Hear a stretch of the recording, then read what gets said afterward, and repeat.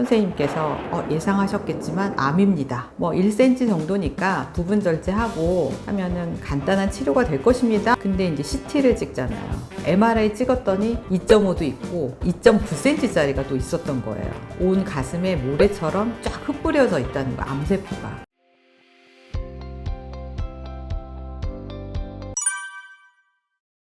네, 안녕하세요. 저는 2002년 서울 노원구에서 열방약국을 현재까지 운영하고 있는 김은하 약사입니다. 그리고 제가 2018년 3월에 유방암 진단을 받은 유방암 환우이기도 합니다. 그리고 제가 2021년 11월에 열방약국 유방암 상담소를 제가 출간을 했고, 또 올 1월 16일에는 열방약국 말기암 통합요법 상담소라는 책을 낸, 2권의 책을 낸 작가이기도 합니다. 이제 유방암 환자, 또 말기암 환자, 여러 종류의 암 환자들을 상담하는 상담 약사입니다. 구체적으로 이제 약국에서는 이제 약국을 운영하는 약사이고요. 제가 이제 카카오 채널로 열방약국으로 들어오시면 본인의 병기, 뭐 치료 상황, 또 혈액 검사지 이런 걸 올려주시면 제가 힘 닿는 대로 톡방에서 상담을 진행을 하고 있고요. 보충제라든지 치료의 어떤 문제점, 어떤 부분들을 혈액 검사지를 통해서 개선해야 되는지, 또 식이요법, 생활습관 등을 제가 교정하는 그런 상담 약사의 역할을 하고 있습니다. 거의 90% 이상은 유방암 환자, 말기암 환자들이 찾아오고 있습니다. 일단 책을 읽으시고 식이요법이나 생활습관, 또 보충제는 어떻게 복용해야 되는지에 대한 질문이 가장 많죠.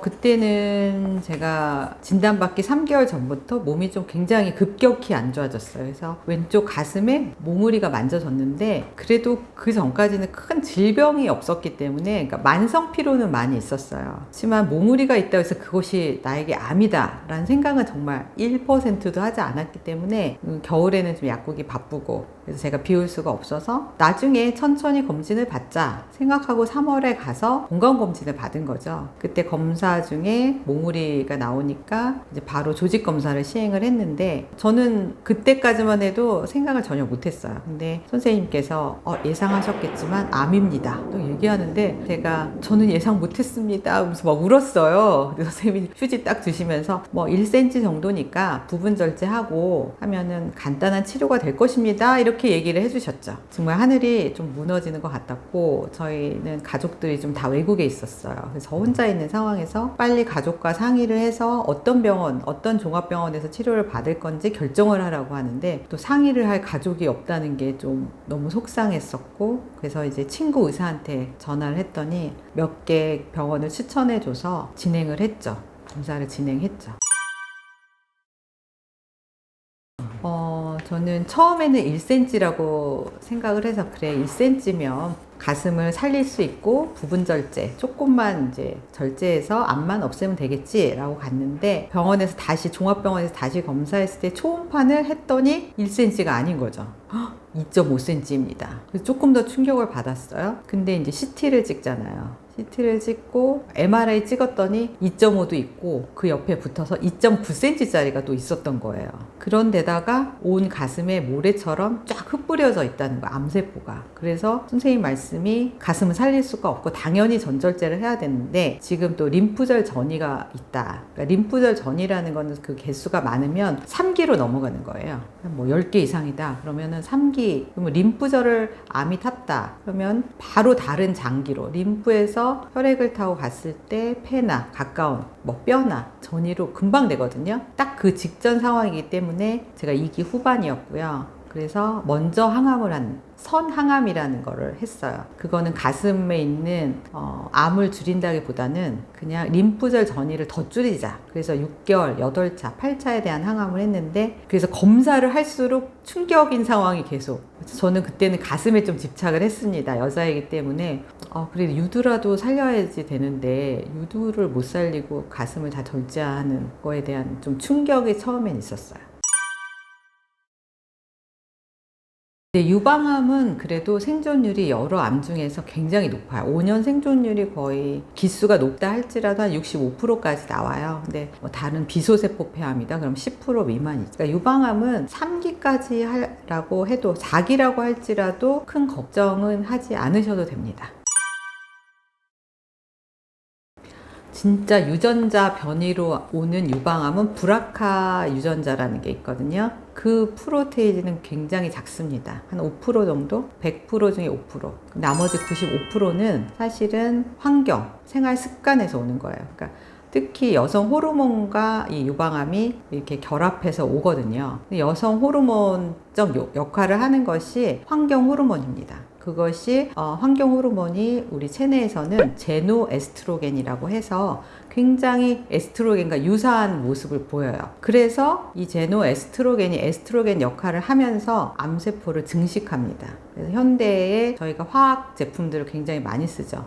샴푸, 린스, 화장품, 뭐 너무나 수많은 플라스틱 제품들 그런 것을 통해서 제노에스트로겐이 우리 몸 안에 들어와서 독소가 되고 이것이 제대로 배출이 되지 않아서 유방암의 원인이 또 많이 되고요. 이것이 가장 큰 원인의 하나이고 또 하나는 생활습관, 운동을 안 한다. 이것도 에스트로겐을 또 너무 이상 증식하게 하는 거고요. 그 다음에 비만. 저는 좀 비만에 가깝고 식이요법, 식이습관이 너무나 탄수화물, 그 인슐린 유사 성장인자라는 게 있습니다. IGF-1. 이것이 체내에서 성장기가 아닌데 우유 같은 걸 많이 먹었을 때 이 IGF-1이 많이 들어있는데 이것이 체내에 들어오면 염증을 일으켜요. 염증은 곧 암이다. 이렇게 여러분들 생각하시면 돼요. 그러니까 얼굴에 보이는 뭐 여드름 같은 염증만 염증이 아니고 혈관, 세포내 이것이 만성 염증이 되어서 만성 염증이 환경이 되면 이것이 암으로 가는 확률을 키웁니다. 그렇기 때문에 만성 염증을 없애기 위해서는 우리 몸에 굉장히 많은 채소가 필요해요. 색깔별로 들어있는 그 화학 성분, 그걸 파이토케미칼이라고 하는데요. 그 파이토케미칼이 이런 독소를 중화시키고 염증을 없애는 역할을 합니다.